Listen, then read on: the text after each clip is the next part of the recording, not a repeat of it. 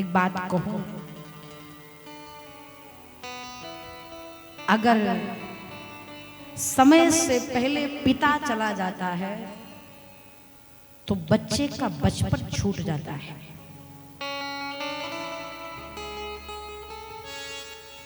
फिर घर का सबसे छोटा बेटा भी सबसे बड़ा बन जाता है।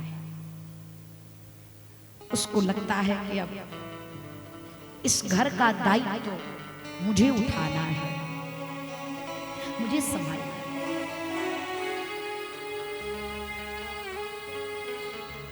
पिता की गोद में बैठने की इच्छा ध्रुव जी की भई, पिता की गोद मिल जाए।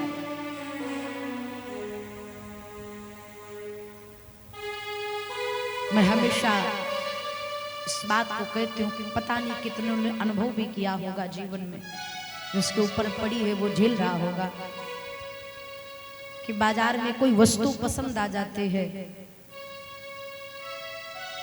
तो पसंद होते हुए भी मन को मारना पड़ता है।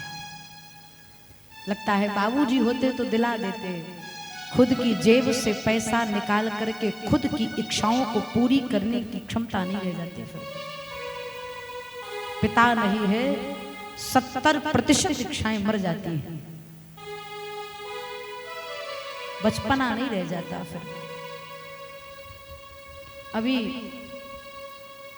मैं आज ही, मुझे एक व्यक्ति ने वीडियो भेजा, बिहार की एक बिटिया है, 10 साल की बिटिया है, पढ़ने गई है और उसकी गोद में 1 साल का उसका भाई है। पिता थे नहीं, पिता पहले चले गए और 6 दिन पहले उसकी मां की मृत्यु हो गई। तो वो बहन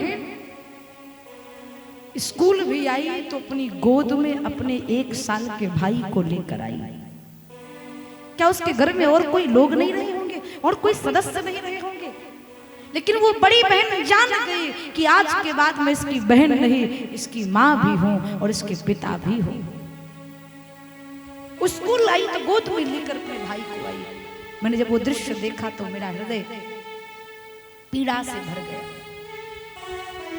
ध्रुव जी के मन में एक जिज्ञासा, पिता की गोद में बैठूं। बोल पड़े, सुनती पुत्र ध्रुव के ध्रुव का प्रणाम स्वीकार करो पिताश्री। जैसे सुना मेरा पुत्र है, आहा, उत्तान पाद ने अपनी बाहें फैला दी। आओ पुत्र आओ, मैं तुम्हें अपने हृदय से लगा लूं, मैं तुम्हें अपनी गोद में बिठा लूं। ध्रुव जी दौड़ पड़े। पिता की गोद में 5 साल के बालक हैं, 5 वर्ष में पहली बार पिता के गोद का सुख पाया है। उस सुख का वर्णन नहीं किया जा सकता। ध्रुव जी आनंदित हैं, गदगद हैं, मानो मन ही मन में सोच रहे हैं, आज मैं धन्य हो गया। आहा, उसी समय सुरुचि आई।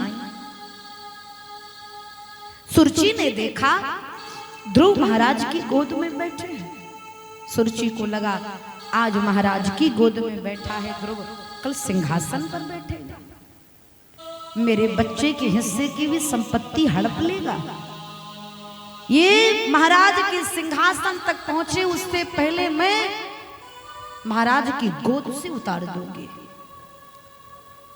सुरुचि ने छोटे से बालक ध्रुव का हाथ पकड़ करके राजा उत्तान पाद की गोद से झटक करके नीचे फेंक दिया। झुंझलाकर बोली, तुम महाराज की गोद में बैठने का अधिकारी नहीं है। अबोध बालक 5 वर्ष के ध्रुव ने बड़ी विनम्रता से कहा, छोटी मां,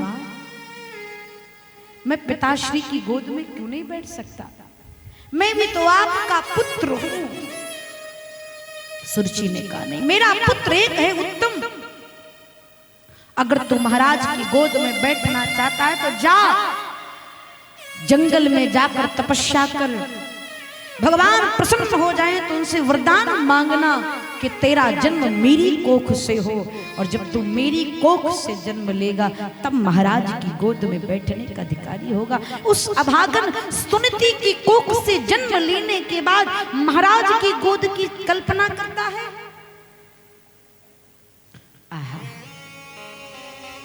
क्षत्रिय बालक थे, अपना अपमान सह गए, लेकिन जब उनकी आंखों के सामने उनकी मां को अभागन कहा गया तो ये बात ध्रुव जी से बर्दाश्त ना भई।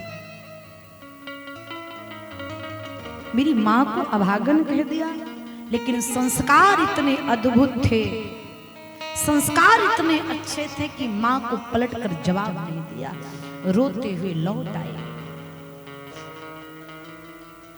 अब ध्रुव जी जब रोते हुए मां के पास पहुंचे तो इतना रोए हैं कि आंखें लाल हो गई। सुरची की फटकार सुनकर सुनती मैया ने ध्रुव को गले से लगा लिया। पुत्र क्या बात है, तू क्यों रो रहा है? तू अपने पिताश्री के पास गया था, क्या हुआ?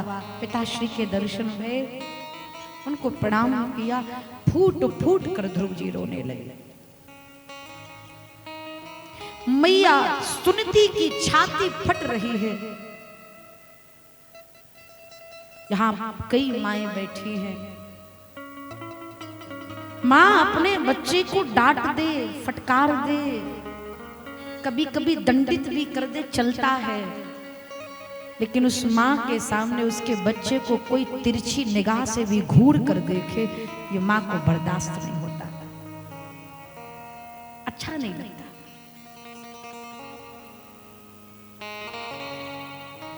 मां स्वयं सारी पीड़ाओं को सह जाती है, लेकिन वो सोचती यही है कि जब तक मैं जीवित हूं मेरे बच्चे पर कोई पीड़ा ना आने पाए, कोई तकलीफ ना आने पाए।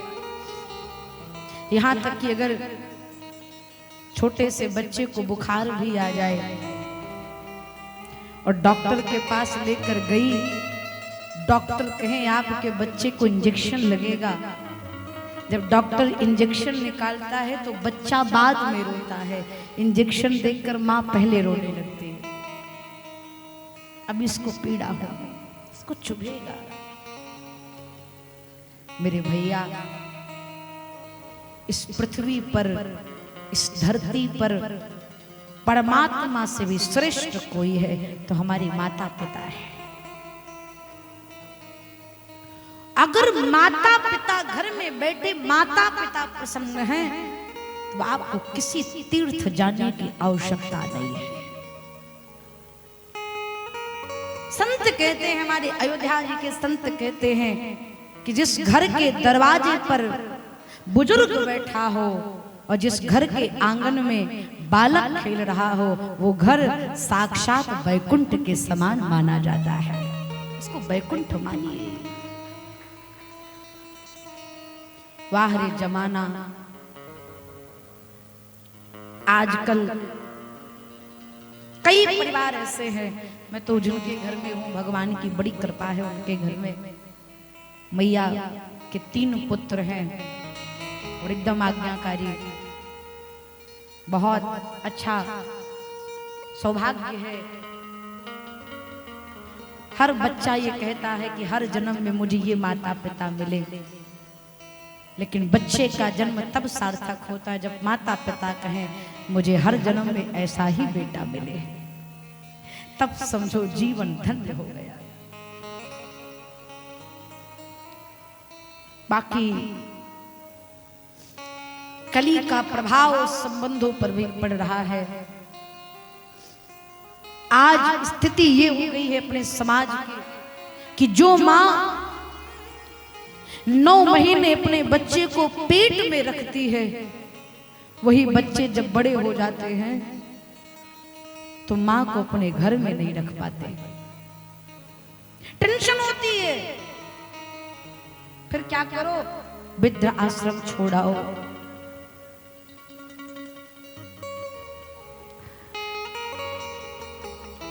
बीते,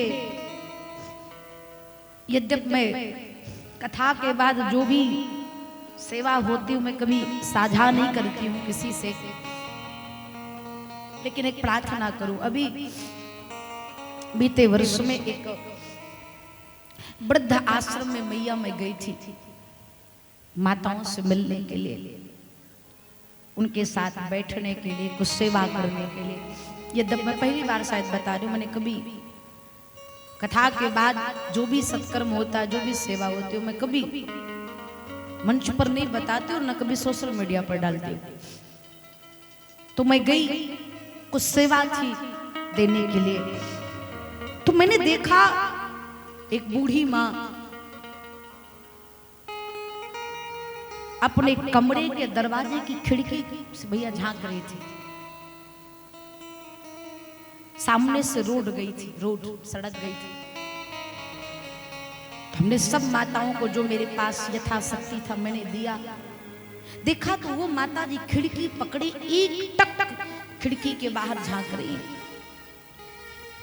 तो मैंने पूछा एक माता जी से, हमने कहा माता जी वो मैया वहां क्यों खड़ी है खिड़की के पास, कुछ कष्ट है क्या? बोले नहीं। फिर क्यों खड़ी हैं? बोले क्योंकि इसी रास्ते से इसी समय उनका पोता विद्यालय से घर जाता है, उसी को देखने के लिए खड़ी है। जिस मां को घर से निकाल दिया गया, कोई पूछ नहीं रहा है, ना भोजन के लिए, ना दवाई के लिए, ना कपड़े के लिए, इतना तिरस्कार सहने के बाद भी उस मां का मोह परिवार से नहीं छूटा, पोते से नहीं छूटा। अरे हजार दुष्कर्म करिए लेकिन मां के मुख से कभी अपने बच्चों के लिए बद्दुआ नहीं निकलती, दुआ छोड़कर कभी बद्दुआ नहीं निकलती, कभी नहीं। वो तो एक ही चीज कहती है कि अगर बच्ची से कोई गलती भी हो जाए तो माँ यही कहती है प्रभु इसकी सजा मुझे दे देना लेकिन मेरे बच्चे को मत देना।